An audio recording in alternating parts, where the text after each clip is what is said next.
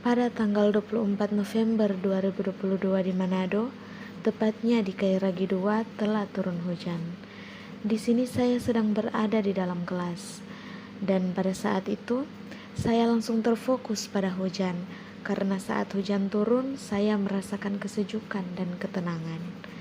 Dan pada saat itu juga saya langsung berpikir untuk mendeskripsikan semua hal tentang hujan.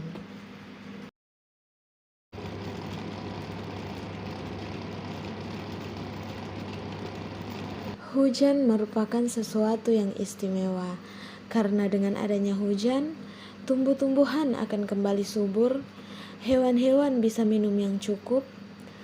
Hujan juga menjadi salah satu faktor pembentukan tanah. Hujan menjadi cadangan air ketika musim kemarau tiba. Hujan sangatlah berperan penting pada berbagai aspek kehidupan manusia, dan hujan juga mampu menjaga kelangsungan hidup dari makhluk hidup yang ada di muka bumi. Hujan datang untuk menyejukkan bumi. Meskipun kadang hujan tidak datang, tetapi kedatangan hujan sangatlah penting. Hujan turun untuk memberikan kesejukan bagi kehidupan umat manusia di bumi.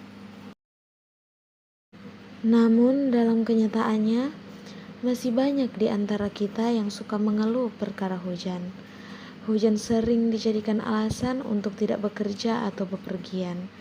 Tapi ketika musim kemarau tiba, hujan sangat dirindukan. Proses terjadinya hujan jika diuraikan secara singkat adalah: yang pertama, evaporasi. Proses ini merupakan penguapan air yang ada di permukaan bumi, baik daratan atau perairan. Penguapan tersebut terjadi disebabkan oleh adanya suhu panas dari bumi. Uap air selanjutnya akan menggumpal menjadi awan. Saat suhu menjadi semakin panas, maka semakin banyak air yang akan menguap. Yang kedua adalah kondensasi. Setelah evaporasi atau penguapan air, kemudian masuk pada kondensasi. Proses ini terjadi saat evaporasi atau uap air naik ke atmosfer yang kemudian mengembun. Proses ini akan menyebabkan terbentuk partikel es karena udara di langit cukup rendah. Setelah itu, partikel-partikel tersebut akan mendekat dan membentuk awan. Kemudian yang ketiga adalah presipitasi. Ini adalah proses terakhir, yakni mencairnya butiran es di awan, dan kemudian turun ke bumi sebagai air hujan. Awan yang sudah terlalu berat umumnya tidak lagi bisa menahan air, sehingga turunlah hujan. Hujan memiliki karakteristik yang ditimbulkan.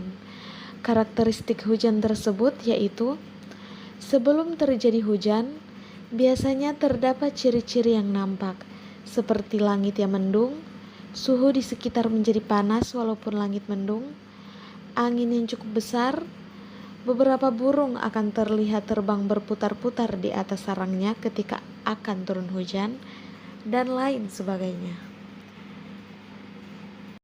Titik-titik hujan yang jatuh ke permukaan bumi umumnya memiliki jari-jari sekitar 5-20 mm dan jatuh dengan kecepatan rata-rata 0,01 sampai 5 cm per detik. Besar kecilnya titik-titik hujan dapat tergantung dari pengembunan partikel asap atau adanya tabrakan antara titik-titik hujan dengan air tawar. Setelah terjadi hujan, biasanya akan terbentuk pelangi karena adanya proses pembiasan cahaya. Hujan memiliki banyak sekali dampak positif, tapi hujan juga memiliki dampak negatif. Dampak negatif dari hujan, yang pertama, susah untuk melakukan aktivitas. Karena hujan yang terus-menerus, orang akan susah untuk melakukan aktivitas di luar rumah. Hujan yang sangat deras dapat mengakibatkan banjir di beberapa daerah rawan, seperti kota-kota besar yang kurangnya akan pepohonan dan daerah dataran rendah. Kecepatan angin tinggi saat hujan berpotensi merusak daerah-daerah sekitar. Hujan deras yang terus-menerus dapat mengakibatkan tanah longsor dan beberapa tanaman menjadi rusak dan tumbang.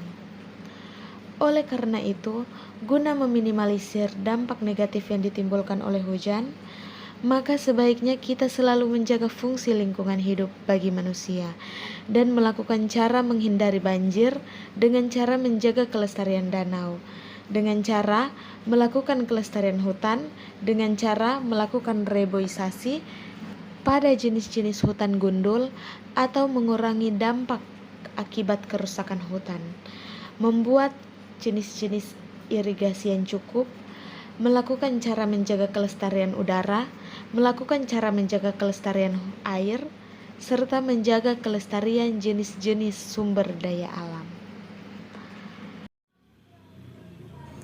Nikmatilah hujanmu, maka pelangi indahmu akan datang.